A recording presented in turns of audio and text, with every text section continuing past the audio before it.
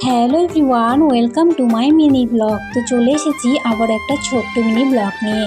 বেশ কয়েকদিন ধরে ভাবতেছি যে তোমাদের সাথে একটা রেসিপি শেয়ার করব, কিন্তু এই যে ভয়েসটা দেওয়ার কারণে আমার আর ভিডিও পোস্ট করা হচ্ছে না, তোমাদের সাথে ঠিকঠাক মতো করে রেসিপিটাও শেয়ার করা হচ্ছে না।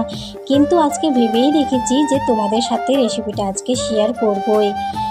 আর অনেক সময় না আমি ভয়েসটা দিতে গিয়ে তুতলাই যাই, সেই জন্য আমার একদমই ভালো লাগে না ব্লগ বানাইতে ভালো লাগে, কিন্তু ভয়েসটা দেওয়ার সময় এতটাই রাগ ওঠে না, কি বলবো তোমাদেরকে। আজকের মেনুতে থাকছে কিন্তু কলার মোচা আর আলু, কীভাবে রাঁধতে হয় সেটাই কিন্তু তোমাদের সাথে এই ভিডিওটার মাধ্যমে তুলে ধরেছি। কন্টিনিউ দেখবে, তারপরেই বুঝবে, আর কেউ স্কিপ করবে না প্লিজ।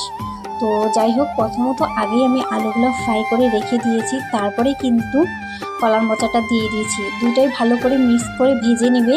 তার তোমরা যদি ঝাল একটু কম খাও তাহলে লঙ্কা দিবে বা লঙ্কার গুঁড়োটা দিবে, যে যেটা ভালো লাগে সেটাই দিবে। আমি দুটোই দিয়েছি, আমার দুটোই ভালো লাগে।